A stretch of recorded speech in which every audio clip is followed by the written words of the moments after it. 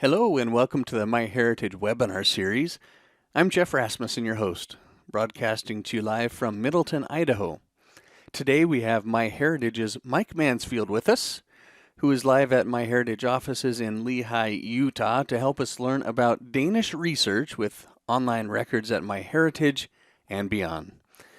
My Danish ancestors came to America in 1870 to settle in the state of Idaho, and my family's been here ever since.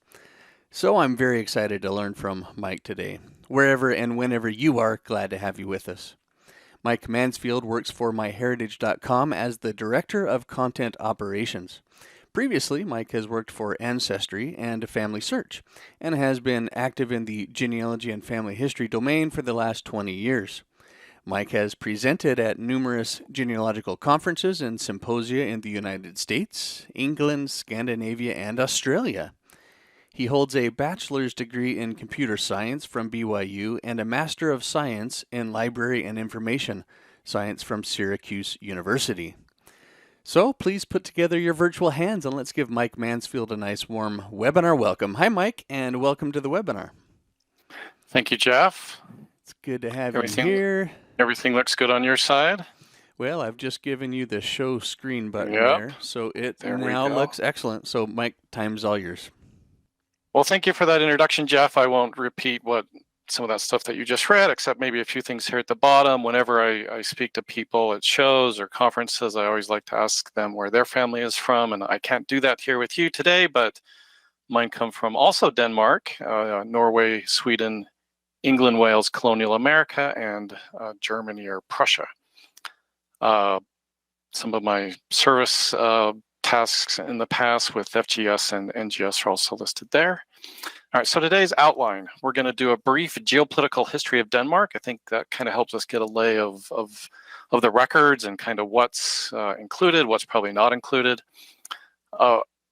I think a topic that's sometimes overlooked, but an important one, is working with names of people in Danish records. And there's some naming patterns that we'll look at, and also how to find information about places in Denmark. And then we'll spend hopefully the bulk of the time looking at genealogical records of Denmark, particularly what we consider to be the top tier records, which are their incredible census records. You'll see that Denmark has unparalleled census records. I know of no country that can match what's available for Denmark. And then just an incredible collection of church records. These two top tier collections work hand in hand as we find families and put those relationships together. Along the way, we'll look at a few handwriting tips and some Danish alphabet issues. And then an important aspect of understanding early church records are feast dates, and a few tips on searching these records. And then near the end, I'll mention some honorable mentions, and I apologize, I have a duplicate bullet there. All right, so I've long wanted to give a session like this where we can focus just on one of these incredible Scandinavian countries. And when I say Scandinavia, we would technically refer to the three main countries of Denmark, Sweden, and Norway. So coming up later in the fall, we've already scheduled, it'll be a similar session to this, but focus exclusively on Sweden, just like this one is going to be exclusively focused on Denmark. And then October, another one on Norway. All three of these countries have amazing records with some important differences and sort of tools and techniques. If we're to talk about Nordic, then this is where we take those three countries and then we can add Finland, Iceland, Greenland, the Faroe Islands, the small chain of islands just north of Scotland and kind of between Scotland and Iceland. And then also another archipelago between Sweden and Finland called Åland, if I'm saying it correctly. And I apologize for those of you that know Danish or even any Danish. I don't speak any Danish. I apologize. I know that when I say things, I probably won't do it very well. A little bit about just a few issues of geography. So I've put an overlay here that shows the current country of Denmark kind of superimposed with the mid-Atlantic states here of Pennsylvania and Maryland. So you can see it's a fairly small geographic area. I think today the population of Denmark is about 5.5 million people.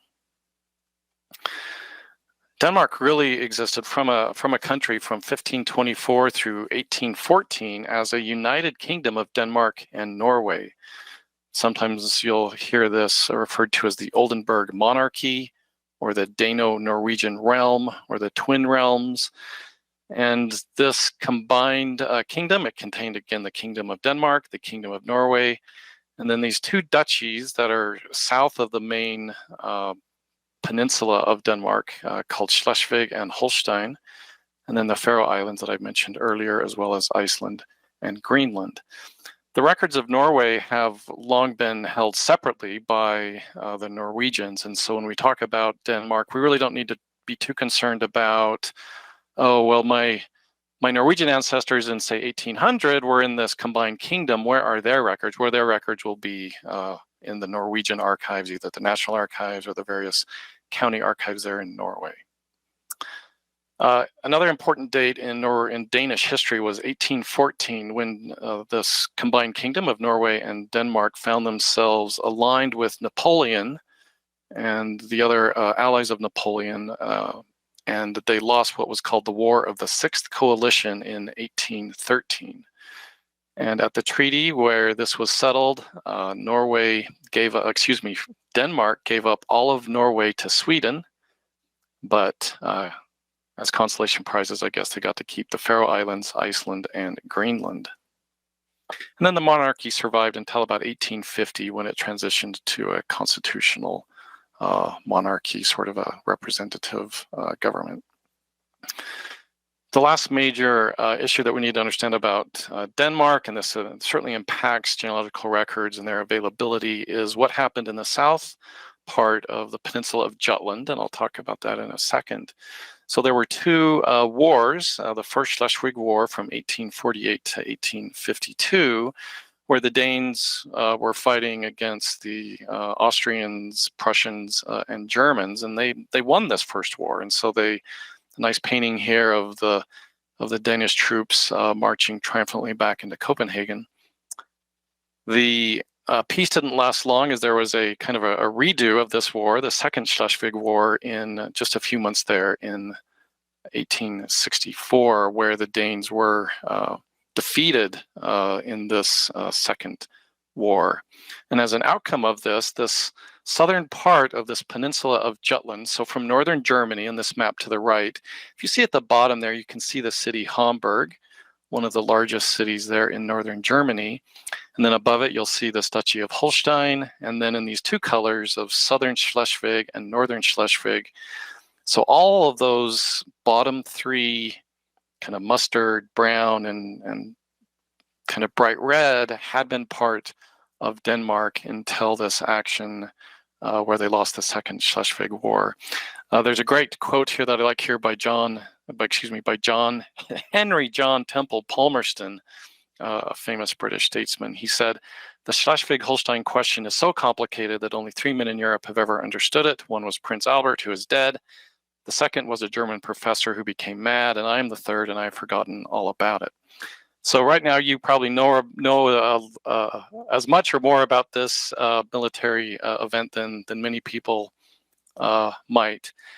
The outcome is that after World War I, so fast forwarding about 50 years, the part of the Treaty of Versailles that ended or concluded World War I is that this historical area of Schleswig was to have a plebiscite to determine which country they wanted to be in. And so here, I apologize, this map is in French, but those in blue were those individuals or areas or parishes voting for unification with Denmark, whereas the pink and other redder colors were those individuals or those parishes really voting to remain in Germany. And that black line there in the middle is really the boundary that exists today, with Flensburg there being one of the larger, most northern cities in Germany today. So we kind of end up with Denmark here as we know it. I would mention that I think Iceland became independent in the late 1840s or early 1850s, along with Greenland and the Faroe Islands. If you do have ancestors in those in those areas, Iceland, Greenland, or Faroe Islands, there are records, definitely in Denmark at the Danish National Archives and elsewhere, about individuals prior to independence from Greenland, the Faroe Islands, and Iceland. All right, we're going to talk a little bit about my favorite trivial pursuit word is anthroponymastics, and this is the study of names given to people. And this is a very important topic as we do genealogy, and one thing that we need to understand in Denmark is how the patronymics work. I assume many of you are very familiar with this. This chart basically shows here in the middle, if we have a gentleman named Andreas Hansen, he gets his patronymic surname or his patronymic name from his father, Hans. And then if this gentleman, Andreas Hansen, has sons and daughters, like I list here at the very bottom, they would take his name as Andreas' son, or in the case of a daughter or daughters, Andreas' daughter. Patronymics in Denmark were actually legally abolished in 1826, very, very early. But this reformation wasn't all that popular and didn't really take hold until even about the 1850s. You still see people using and giving patronymic names to infants even in the 1880s. But to be aware that this time period, this important time period, really across all of Scandinavia, when mass immigration was occurring, and when we're trying to find our ancestors in these Scandinavian countries, we need to think about this transition of what name did they have as a child versus a name that they had maybe immigrated with, or perhaps even later died with, even there in Scandinavian countries, or say in US or Canada. And there's some tools that we can help kind of figure out some of these issues. So one tool that I really love for looking at given names for Scandinavian family members is called Nordic Names. So there's this website, and I'll show that in just a second, called nordicnames.de. And here's the example that I want to show you. This is one of my several Danish immigrant ancestors, and his name that I've known him here in the United States. So in the 1980s, when I inherited my grandparents' papers and genealogical files, this is how me and I think dozens and dozens of people here in the United States and Canada know this man by this name, Jacob Bastian. So that's how we know him. But if I go to this website, nordicnames.de, I can type in, for example, the name Jacob, and I get some clues to some other variants. And so here's a pretty obvious variant that when we think about it, that this is a variant spelling of this other name, Jakob. And so when we come back to my list here, I need to think about not only his given name being perhaps spelled differently, but what was his patronymic name when he was born in Denmark in 1835? It almost certainly was a patronymic. It probably almost certainly was not Bastian. It was more likely to be something like this, Bastiansen or Bastiansen. And so I need to have in my mind this list of possible variations. It's possible that he's in Danish records as Bastian, maybe as a marriage or later as something else, an immigration record. So I like to build these lists of these sort of variant names that I need to have kind of at the top of mind when I'm doing this type of research. And in fact, this last one that I've put in this lighter shade of blue was the answer to finding his birth record in the Danish church records. Is looking for him by Jacob Bastiansen. It's very, very difficult to find him if you use just Bastian. You'll be just inundated with what we call false positives. So that's what I refer to as reversing the anglicization of names, this notion that our Scandinavian ancestors, especially when they came to the USA and Canada, were sometimes dropping the patronymic form of their name. This is especially a challenge for our Scandinavian female ancestors to try to think about what was their patronymic name, and now they're going by a married name. Here in the US and Canada, it can be a challenge. Now, luckily, we do get a few helps with Danish names, and one of them is that Danish given names, or sometimes called Christian names, often followed a pattern. So one pattern was that the firstborn daughter would be named after the paternal grandmother, or this is the mother of the father. The second daughter was named after the maternal grandmother, or the mother's mother. First son, paternal grandfather. Second son, paternal grandfather. Additional children were often named for parents' grandparents. So you're kind of going back yet another generation, right? A child might have a given name of a great grandparent in cases like that. However, there certainly are exceptions to this. It's hard to call it a rule because it's not a hard and fast rule. It's more of a general guidance to be aware of. So there certainly were some exceptions. Like it was customary not to use or reuse those given names if the person was still living. Another exception is if a spouse had died, then the living spouse remarried. Sometimes the first child of the new marriage would be named after the previous spouse. An older sibling had died, a baby might be named after that deceased sibling. I know I see this also in English research that given names like this are sometimes reused. If a wife's parents were deceased or the couple was living on the wife's parents' farm, then her parents might have some priority in the naming of those children. And then an important one here, sometimes two or more children within a family were given the exact same given name. As I mentioned above, sometimes this was because the earlier sibling had died. However, it's not uncommon to see two or more children in the same family both live to adulthood. So it is a bit risky to assume that a child with the exact same name as another child must have died young. That's a little bit questionable. You definitely want to look for a death or burial record to confirm that. A few other exceptions. A child would be named the same gender as the person he or she was named after, but it was not always true. So for example, in case of a deceased grandfather, you might give a young baby boy the name Soren, but you could also make a feminine version of that name, Soreen, if I'm saying it right, or Marie or Marinus, this type of thing. Another societal change that started to happen from about 1880 to 1920, you can see this a little bit in these later censuses, as you start to see people with 3, 4, 5 given names. It gets a little bit intense. So they kind of swung the pendulum from sort of having one name and a patronymic to having, I don't know, 3, 4, or 5 given names and a surname. So just be aware of that. And if you want to read more about these naming patterns, this all comes from this very nice article here at the National Archives on that website there. Surnames of our Danish female ancestors, I said, can be tricky, especially because the patronymic was often abbreviated, and it sometimes can be a little challenging to spot these abbreviations when we're looking at original records. So here's an example of an Andreas daughter.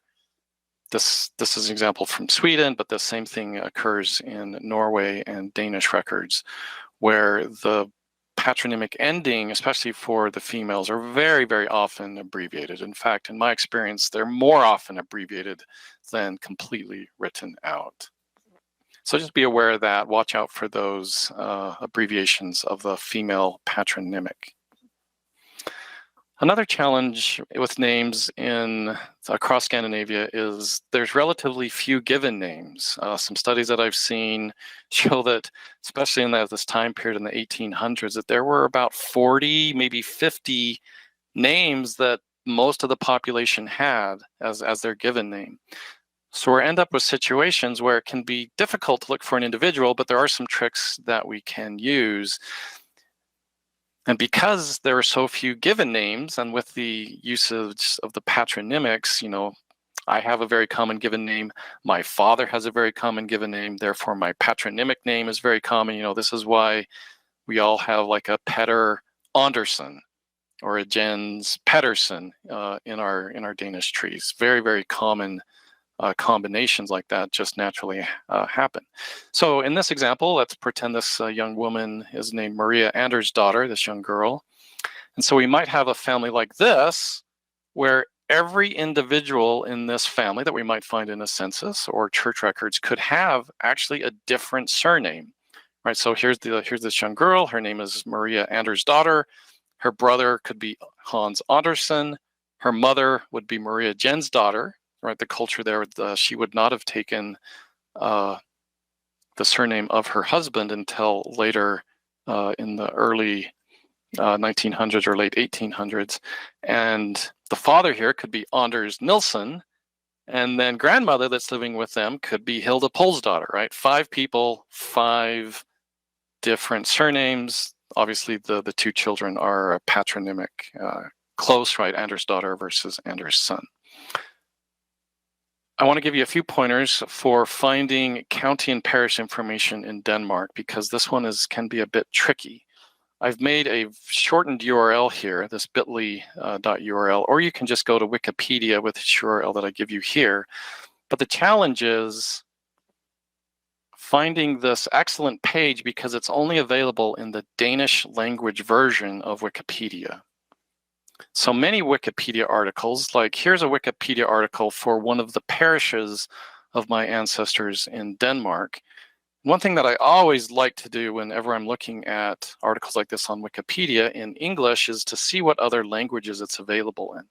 So down here in the lower left, I can see dansk, so this is the Danish word for Danish.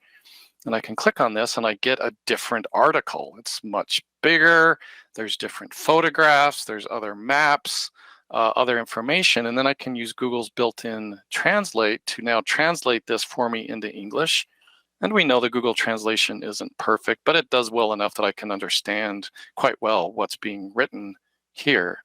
But in some cases, we find articles that are not in English at all. Like in this lovely article about Danish counties and their parishes, this page does not exist in the English version of Wikipedia. So, for example, I have family from this county called Maribor, and I can come here and I get this great map of the parishes, very helpful to put some context to these places. So that's an important trick I would recommend to you, is looking at these places. Definitely try to find this article in the Danish version of Wikipedia. Let's continue on now, and we've kind of set the groundwork for having success in these records, and let's actually start to understand more of what we call the top tier, which is census and church records. There are certainly very important and really great records that we would classify in the second tier. These are mostly immigration, probate, and military, and there's often classified a third tier, in that we might put things like newspapers or telephone books or other types of records. In this short talk today, we'll just be focusing really on census and church records, and I'll maybe give a little bit of a honorable mention to some of the others right near the end. So in partnership with the Danish National Archives, we undertook a project, a multi-year project, to index this incredible set of census records starting in 1787 and continuing up through 1940. So also, of all the European countries, especially those that participate in this European Union privacy law called GDPR, Denmark has, in my opinion, some of the more relaxed privacy rules and regulations, and we're able to see censuses as late as 1940 for Denmark. If this was France, we would be probably not seeing a census until 1920, perhaps maybe 1930. So these censuses generally contain names of individuals, the ages, and then later, as these censuses evolve, we get dates of birth, which are incredibly helpful. We get the position in the household, or how people are related to each other, and their profession and other information such as places of birth. Just like any census, if you've, say you've used censuses in the United States or Canada or England, they evolve over time and they change, and the government adds more questions to the census as they evolve. And so I've built this table. This is the first of 2 slides that show at the top the year the censuses were conducted. And generally here in Denmark, the censuses were conducted in February. So kind of think, in the middle of winter, they probably picked this. The population was probably a little bit more static, not necessarily moving around to different farms. I assume that's probably why they did it. So you can think February. I think the official date on most of these was actually February 1st in the respective year. So 1878, we get the name, gender, age, marital status, household relationship. And what's incredible here is we get every name, right? Compared to, say, the United States, we don't get an every name census until 1850. right? Prior to 1850 in the US, we only have head of household. That is not the case here in Denmark. Every one of these is in every name, every person was enumerated. It's just quite remarkable. And then you'll see here, for example, in 1845, we start to get the birthplace, some information about disabilities. By 1855, they're giving us information about the religion of the respondents. And then as we go forward into 1890, we start to get things like last residence, birth date starting in 1906. There is an asterisk there on 1911 and 1916 that some information was only specially collected for the larger cities of Copenhagen and Frederiksberg. And there were some special censuses for just Copenhagen and Frederiksberg conducted in 1885 and 1895. I don't list them here because the scope of what I was trying to show here was kind of national coverage. So be aware that there are some other special regional or sort of city level censuses that you'll also find available. All right, so to be successful in finding a person in a census, generally it's really great to know something about where they live, right? We need to disambiguate these people, and knowing that someone lived in, say, Columbus, Ohio versus Jacksonville, Florida, to make an analogy here from the United States, makes a massive difference. And then the name of one or more people, and I really want to stress that more people, because if we have even a little bit of clue about who is in the family, we can do some creative searching techniques that I'll show you, where we can use more than one surname, more than one name, or some other fun techniques that I'll show you in just a minute. The census records were organized into 3 jurisdictional groupings. The first was by rural districts, and these are divided by parishes, districts, and counties. And then there was yet another set of census documents generally made for what were called the market towns. I think there were about 70 of these kind of medium to larger size towns and cities. And these were basically large enough that they changed the paradigm to be heavily focused on street names. And so instead of enumerating entire parish, they were working on, okay, let's make sure we get this street and then the next street. And then very similarly for the largest cities, again, on a slightly different form, you'll see the cities of Copenhagen and Frederiksberg divided also by streets and or neighborhoods.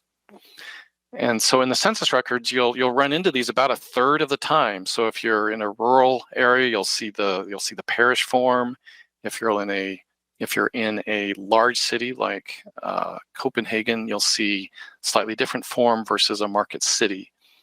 Now, the forms generally are double-sided, and that you'll see at MyHeritage or other websites. And so on the front, we get information about the locality of this place. And so in this example, this is a rural parish. And so I'm getting the name of the county, the name of the district, and then finally the name of the parish.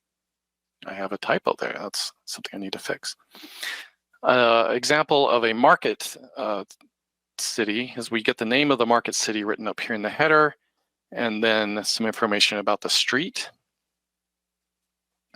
And then for Copenhagen and Frederiksberg, they actually just pre-printed those city names on those front pages. So just be aware when you see these front pages that you'll see some differences based on, kind of what population area you're in, rural versus urban. Another thing that we need to understand about not only the Danish census records, but also the church records are the 3 additional letters that are added to the Danish alphabet. These being the AE ligature, the O/, or sometimes called O with a stroke, and then the last one is a ring, or the A with a little ring above it. And one thing that's important to understand, especially when you're looking at, say, lists of places, say at the National Archives, is that those 3 diacritic letters are sorted at the end of the alphabet. So if you have a place that starts with the O/, you need to go way to the end of the alphabet, look after Z, look after the AE ligature places, and then you'll find the O/ places. Sometimes A ring and O/ are written separately as double A or OE, and then the AE ligature sometimes is separated just to be AE. I often get this question. If you have a Windows computer, you can type these, say, in a Word document or most software programs, a web browser, a family tree package, just by clicking Alt and then typing in your numeric keypad, for example, 146 or Alt 143 if you want to make the A capital A ring. If you have a Mac or an iOS device like an iPad or an iPhone, a very nice feature of these operating systems, if you hold down the vowel or other letter that has diacritics, you'll get this little pop-up bubble that you can then select which specific diacritic that you want. That's something very useful. I use that almost daily. There's another option in Mac OS if you want to be a little quicker. There's some keyboard shortcuts using Option and Shift Option, and I give those to you here as a reference. When we start to look at these records, there are two important aspects that I think we need to understand. And the first one is, if you look at this name right here, you'll see how this Laura, there's a little dash over the U. So a novice reader of this might think, well, this is a U with an umlaut or something like this. This is used in Danish to indicate that this is just a U. Remember, if we went back to the Danish alphabet, there isn't a U ligature character at all in Danish. So this is just a way in Danish to disambiguate that this is not an I or some other character, that's just a U. It's kind of a clue that we get for reading the records. It's actually very helpful to see those because you have quite a bit of certainty about what that character is below it, that it's certainly a U. And so this is Herta Laura Marie without any diacritic on that U in her middle name. Another example on this page is here at the bottom where we have this, looks like a double dot or a diaresis over the O. This is the way that they often wrote a slash. So this is O slash. I'm not sure why they developed this practice. Maybe it was a little too tight to put this slash through the O when you're using something like a quill pen. And so they're indicating this is O slash with the double dot above it. Again, very helpful if you see that. Gives you a very good clue about exactly what that character is below it. So this is Borge Vagen Jensen. All right, so here's an example of a census document. And I'll show how to find these. We'll do some searching here in just a minute. I want to point out just a few other aspects of working with these records. So let's zoom in on this family here. And you'll see if we look at this family that we have this is an indication that this is a female. And we don't see a husband here, right? We have a female, and then we have some younger children. And another thing that you'll see very common here in Denmark and really all across Scandinavia is the way that months and day of months are written. It's very often written as a fraction with one number over the other. And the way to read these is the bottom part of that fraction is the month. So in this case, they're telling us that this person was born on the 1st of June.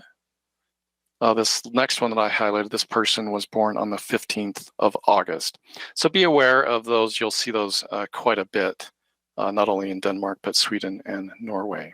So one really amazing thing about these Danish census records, by 1911 here, they had this yet another page. So if we were to find this image at MyHeritage or other sites, we could then go to the next page. And we get this, and I translated this for us, this additional list of those residents who are temporarily absent. And so here's the father, this Joseph Meyer, and we get his birthday. So this tells us that he wasn't present at the home when they enumerated the census, again, probably in February of 1911, and that he was somewhere else. You know, he could have been working, maybe traveling, things like this. All right, so the census records that I'll be showing off a little bit of, 19 collections covering 153 years, almost 43 million records plus images. Again, I know of no country that has as good of census coverage as Denmark. It's just it's incredible. If you have Danish ancestors, which you probably do because you're here, an incredible treat. All right, so let's do a demo. I'm gonna show you, here's an example from my own family tree of another Danish ancestor of mine, William Poulsen. Again, I would caution us, William certainly looks like an anglicized name. and then his parents, Paul Ottoson and Anna Christine Rasmussen. So with that, let me go to a browser, and I'm going to go to MyHeritage. And first, I'm just going to use the collection catalog, and I can get to this collection in a number of ways. I could go through the facets on the left. I'm just going to search for, I want to look for this person in the 1850 Denmark census. So here we go. We have this collection, 1850. It gives me the number of records, 1.4 million. It tells me there's some images. There are images associated with this. And so at this point, I'm going to put in a unanglicized given name for William, which is Wilhelm. And let's put in Poulsen. And the birth year, I'm just going to put in 1844. And then because I already know that this person's father has a last name of Ottoson, this will help me tremendously to put in his father's, at least his father's surname. And so by doing that, especially with the father's surname, I get a very accurate result right off the bat here. In fact, this is the result, is Wilhelm Poulsen. And we see that he's age 6. He has parents Paul and Anna Christina Rasmus, daughter. Again, remember what I said about these women ancestors of ours having their patronymic heavily abbreviated. It is very, very common, like I mentioned. And so here we're able to zoom into the image. We had tried very hard to let the National Archives do better imaging of these documents. This is the best images that they gave us. They're a little bit compressed. I apologize for that, but I still think that the indexing work that we did is very, very good. You know, none of these indexes are going to be perfect, but generally it's hard to complain too much, in my opinion. So here we have a Paul Ottoson right here at the top. Here's the family, and Anna Christina Rasmus' daughter. And one thing to notice about this particular couple is that there's a massive age difference between the man and the woman. And when I get to the church records, I'll show you what's actually happening here. And there's, I think, 3 children here at home, a Wilhelm, probably a Hans, and a Mara Johann, as we see in the record there. So I can keep, so I can use this, and now I can say, okay, let me now find this family. Just 5 years later, there's another Danish census, right? Wouldn't it be awesome if we had censuses here, say in the US and Canada or England every 5 years, right? That would be just an incredible thing for us, but we are this lucky in some of these decades here in, if I could type properly, Wilhelm Poulsen. Again, I'm going to put the same thing in, but I can do a little bit more just to show you some other things. I can put in a residence. So I'm going to put in this parish name, Oster Uzlev. I can do other things again, like putting in the name of the father will certainly help me. Again, the more things that you know about that family, the better. And so we get some records here. And I think if I look down through these, I would be able to find the family. Not so interested in showing you exactly each family, but let me just click on one of these and we'll show you what they look like. So again, just 5 years later, the form hasn't evolved that much. Very similar questions and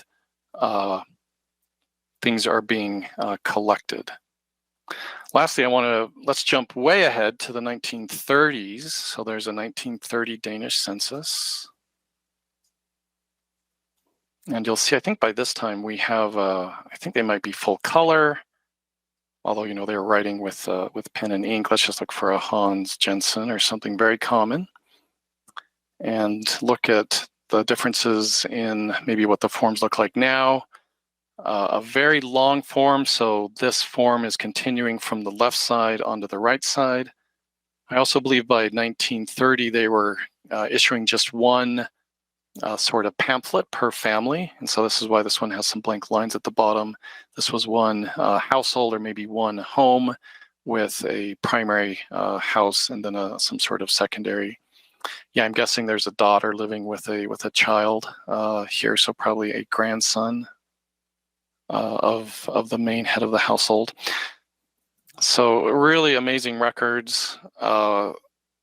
One thing that I wanted to show you, if you would want help with those headers, and if you don't want to have to sit and type in all the headers in Danish, you can go to the Family Search Wiki, and they have a wonderful set of headers that have already been translated for us for most of the Danish censuses. So let me go there, and let me just go to the Family Search Wiki. So we'll go wiki.familysearch.org, and I'm going to type, what did I say? Denmark census. And we'll get an article, and then here under number 8 in the contents, we get census headings with English translations, and some very generous volunteers have gone through and given us images with these headings and their translation into English. Unfortunately, these bottom 3, these links have all been broken, and I've submitted a help desk ticket to see if they could get these restored.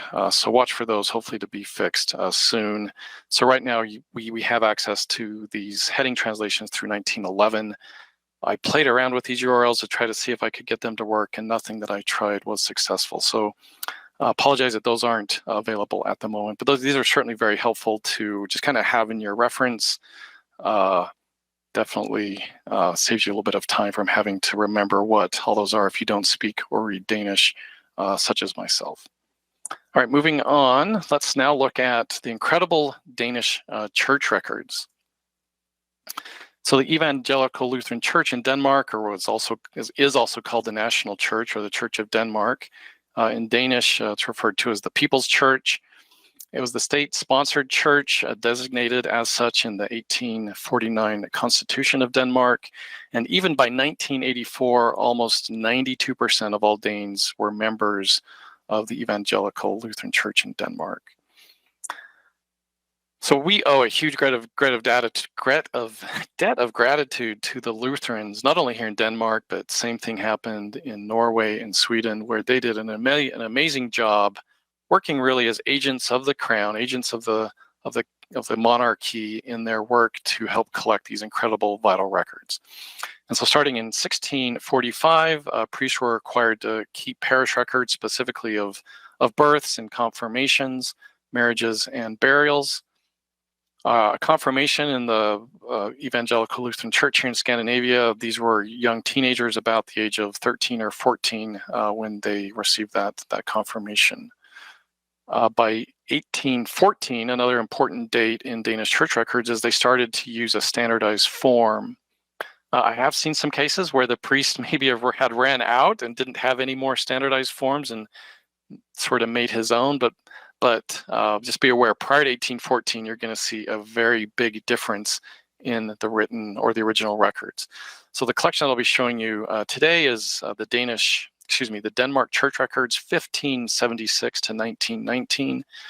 Coverage back to 1576 does get a little bit thin. I would generally say you're going to have success into the mid 1600s. Prior to that, it's going to depend heavily on what parishes were actually keeping records prior to the start there in the mid 1600s. So 48 million records with images. Here's an example. Again, one of my ancestors there at the bottom, that's Jacob Bastiansen that I mentioned earlier, being born here in 1835 in the parish of Tarnby in Copenhagen. So this is an example where we have a pre-printed form.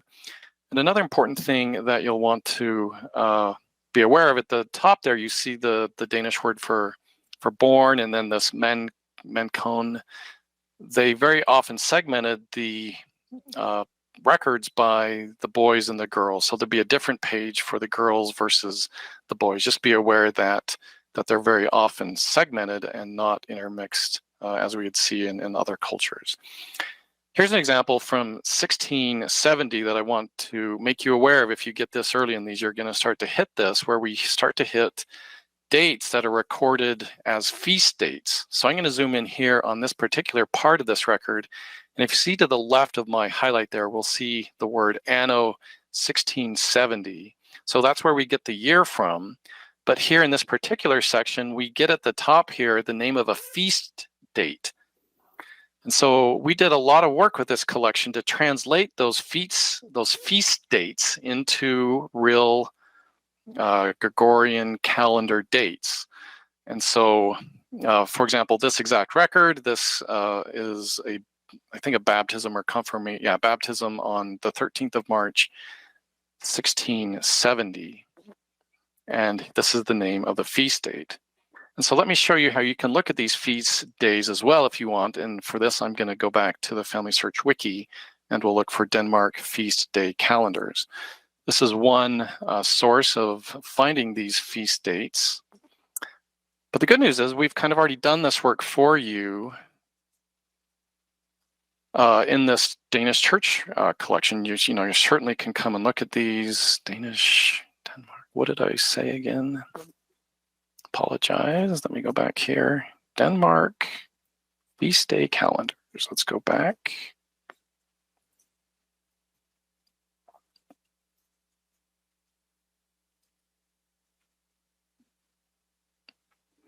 Great, so here we go. So every Sunday was a feast date. And particularly with things like an infant baptism or christening, those are very often done on a Sunday.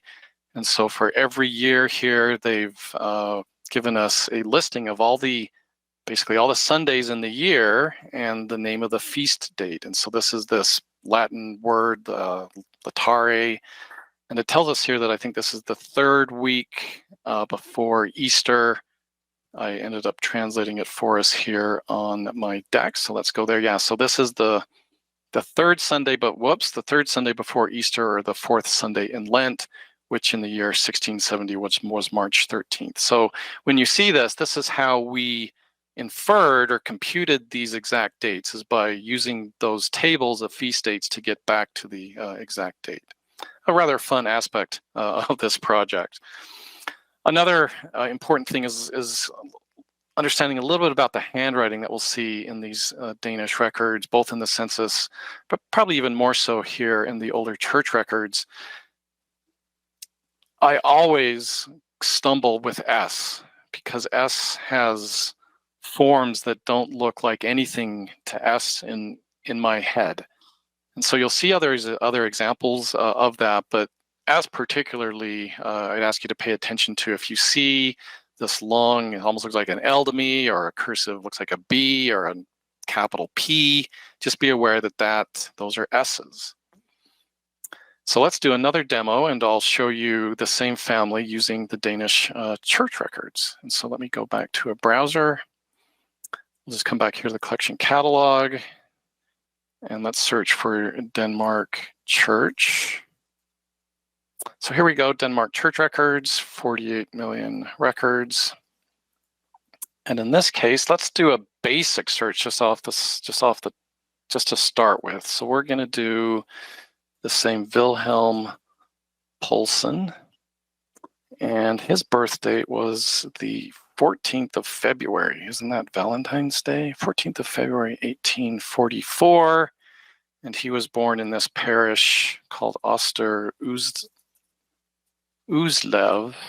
Boy, I'm having troubles typing today. Maribor, Denmark.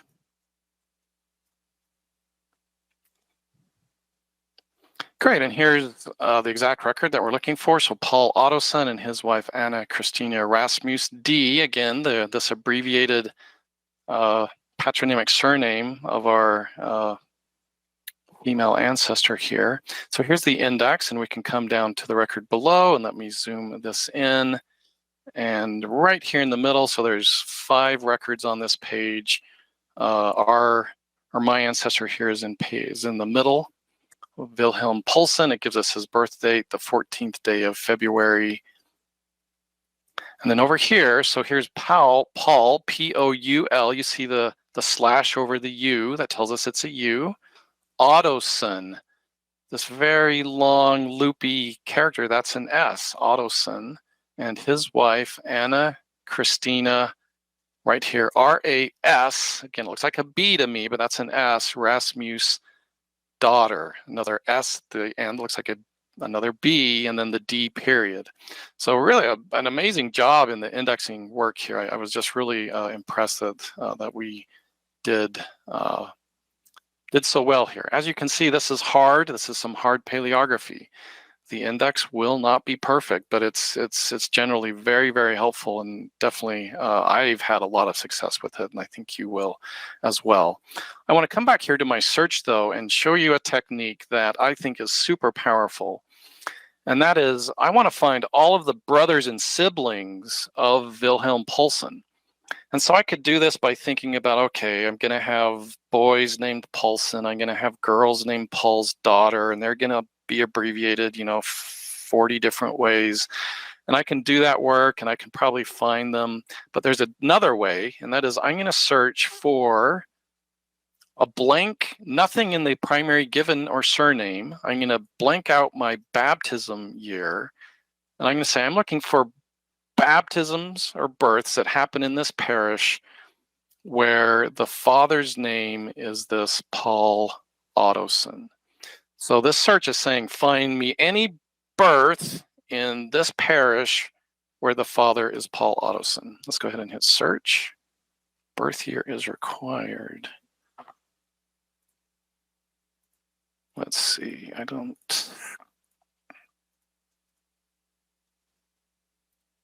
apologize, this worked just the other day. Let's try this. Okay, here we go. All right, so what do we see here? So here we have a Hans Poulsen, Paul Ottoson, and a Christina Rasmusdatter. That looks like a very likely candidate to be probably a younger brother to my Wilhelm. Here's another one, a Caroline Paulsdot. Again, one of these abbreviated forms, the same place. Here's a Karen, same parents. And then here's a Paul Ottoson married to a different woman, but with a much earlier birth. And so if you remember when I showed you this couple in the census, that the man was quite a bit older than the spouse there in 1850 or 1855. And what this looks like to me, when I've looked at this is almost certainly a earlier spouse. This Maren Larsdottir was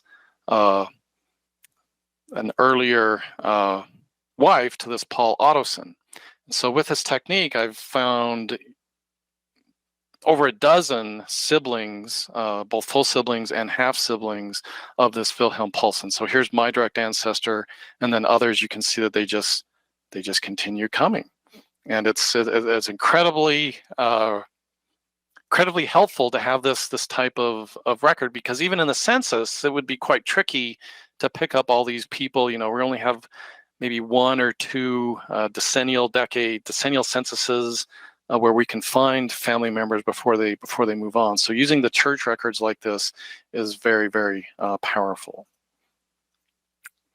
Let's continue on, and just about to finish up. And this is the example that I just showed you. So let's find the children of Paul Ottoson. Again, the most common strategy would be to try to do all these permutations of these children's surnames and the patronymic abbreviations, but we can be more effective by just searching with the name of the father and where the family lived. So we can also find there at Family Search parish register heading translation. So I won't show you this, but if you go to the Family Search wiki and search for Denmark parish register headings, you'll find similar documents like I showed you for census, where people have already done all the translation from Danish into English. Again, a very good reference item to have. Some honorable mentions here as I wrap up here in the next 60 seconds or so. A very nice collection that you'll find on MyHeritage of Denmark, Copenhagen immigration records. Unfortunately, if you do have individuals coming from the Mormon or LDS migration, they were not included in this. They were included in a separate index. A very large, almost 2 million records, a collection of some police registration documents that were collected there in Copenhagen. The way that we produce the censuses, we also did a special census of an 1835 census of Schleswig and Holstein. So if you have family members living there in the northern part of Germany or the southern part of Denmark around 1835, you'll want to take a special look at that one. Generally, before I leave that topic, the other census records for Schleswig and Holstein are included, at least at MyHeritage, in our main Danish censuses. For example, if I think there's an 1850 census, well, there is, we looked at it earlier. the individuals for Schleswig and Holstein should be included just in that regular, larger Danish census. A few other honorable mentions. If you haven't spent time at the Danish National Archives digital archive, you're in for a huge treat. There's some amazing resources there. Unfortunately, not a lot of their material has been indexed, so you will be doing some kind of browsing. But just as an example of many, I could spend easily a whole hour just talking about resources at the National Archives. But here's an example of some census information from 1885 about Danish subjects living in, again, that northern part of Germany. They were trying to track some of those former Danish citizens that were on the other side of the divide, so to speak. Another example, again, one of many that I could show you, if you have any Danish family there, most likely in Copenhagen, that maybe were imprisoned, you might hit the jackpot and get a photograph like this. These quite impressive mugshots, as sometimes they're called, and the name of the inmate, at least part of it, we get at least their given names are abbreviated, but their surnames are written there on the photographs. And there's a really incredible collection of death certificates there at the Danish National Archives. I don't think these have been widely indexed, but the really nice thing about these is they give cause of death, and you'll find these from about, depending on where exactly in the country, from about the mid-1800s to just before World War I. A really cool collection of Danish newspapers at the Danish National Library. Again, if we had more time, I would show you some examples from that site. The only thing that I don't like about that site is most of their content is not available to me remotely. There are about 2 million pages that I think I have access to. Another 6 million pages, I think, if you were to go to certain libraries there in Denmark, and I think even more if you go to the actual main Royal Danish Library in Copenhagen. I give you some references there. Another honorable mention one that I would just point out is there's an interesting collection of digitized telephone directories.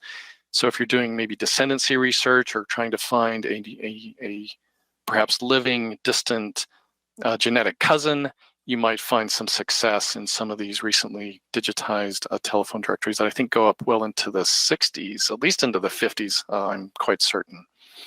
And with that, I want to thank you for your time, and we'll take some questions right now. Jeff.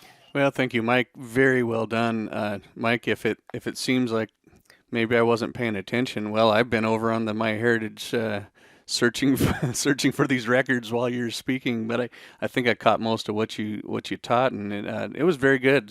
So thank you so much. We're going to do a couple of door prizes, and then we'll get to the audience's questions. And by the way, the audience is saying excellent and great and thank you and so on. So thanks, Mike. So this appreciate it. This is our upcoming live webinar schedule. So August 23rd, Daniel Horowitz will be with us to talk to us about Deep Story, making our photos speak, a really neat technology MyHeritage has developed. And then these are the next two that Mike talked about at the very beginning on Sweden and Norway. And Mike, I too have ancestors from both of those countries, so looking forward to that as well. Just this morning, we announced Webtember. This is our third annual event that happens on Fridays in September. So it's an online genealogy conference every Friday. We'll have live classes and pre-recorded classes, and so head up to that link right there. Well, let me put it here in your chat, familytreewebinars.com/webtember to sign up for the classes. Okay, so door prize time. The complete plan will give you access to everything that Mike talked about here today. And so let's go and find who our winner is. I've got my random door prize picker tool ready to go. Sherry Bijin. So congrats, you're the winner of the complete plan.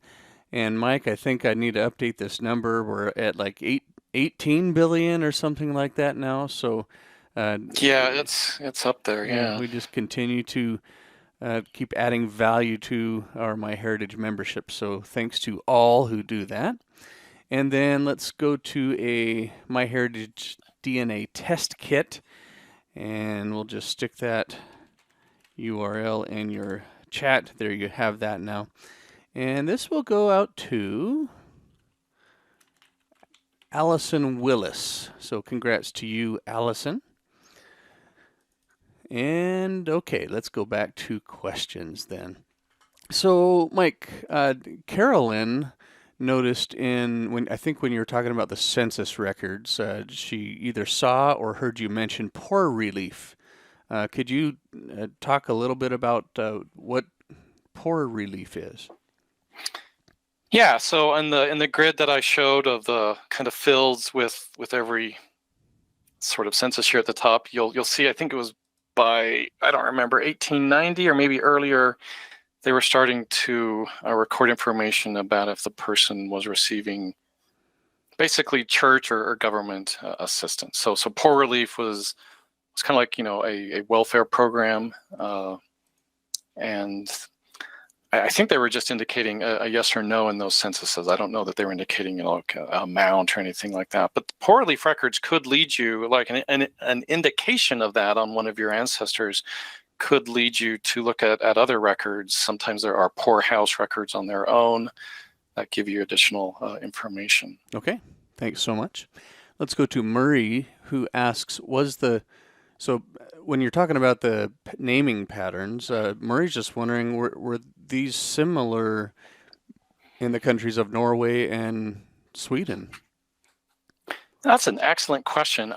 So like I referenced in the deck, all that information I showed there came from this nice article at the National Archives in Denmark. I'm not sure I've seen that same discussion for Sweden and Norway. Okay. I wouldn't be surprised if there are similarities, but I apologize, I can't say with certainty that I've seen a study of that. Okay. But I think it's likely, certainly. All right, thank you. William says, thinking about shifts in the calendar, I wonder when Denmark changed from March 25th as the new year. So did they participate in the Gregorian and Julian calendars? Yeah. So I'm trying to remember the date. I just saw it the other day as I was putting some of this information together for this talk. I had thought about including a slide on it, so I apologize. Yeah, they were on the Julian calendar till early 1700s. It was, I'm sure a quick Google search you'll find it. Yeah. So they made the transition to Gregorian. I'm thinking about 1710 is my bad recollection, but somewhere in that neighborhood. So if that topic sounds new to you, just head out to Google and type in Gregorian or Julian calendars. So Allie's got a question, well, specific to her ancestor's place in Sweden, but to make this question general for everyone here, if you talked about the geopolitical boundaries and how they changed, and so if Denmark encompassed part of Sweden or was part of Germany at a certain time, where do we look for the records? Do we go to a Danish repository today, or German or Swedish? Yeah, no, it's an excellent question. The answer really, it kind of depends. There isn't always a perfect answer. For example, Greenland, it doesn't have a large population. I think there's about 50,000 residents of Greenland today. Same thing with the Faroe Islands. There are many, many records for those now independent countries that sit in Copenhagen and are available there at the National Archives website, even as digital images today. So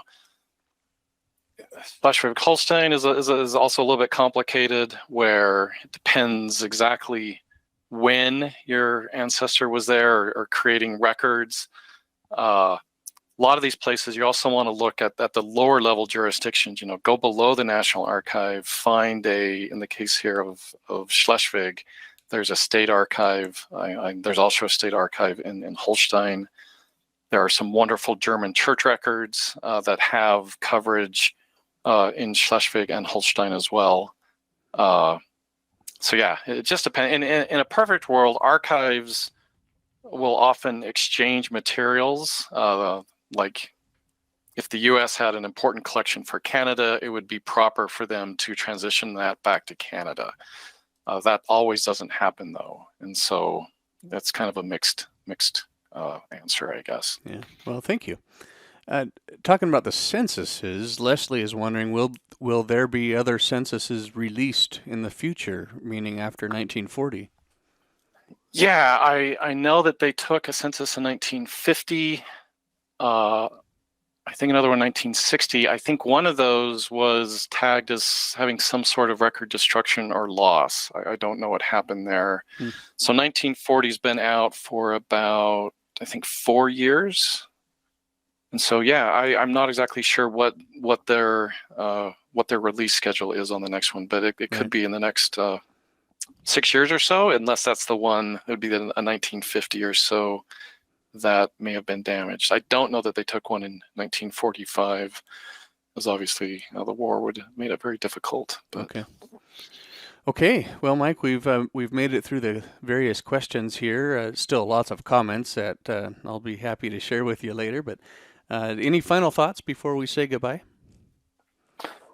No, I mean, just if you or your family haven't done Danish research in the last 5 to 6 years, it's an entirely different thing now with these incredible indexes that have only recently been completed. So, if your grandparents did it 20 years ago or 50 years ago like mine, there's almost certainly more that you can find now. I'm confident and hopeful for you. So it's a great day to do genealogy. So thanks, Mike. Thanks, MyHeritage, for all that MyHeritage does for us. And thanks to all of you, wherever and whenever you are around the world. Thanks for sharing part of your day with us, and we'll see you next time. Bye, everyone. Bye-bye. Bye, Mike.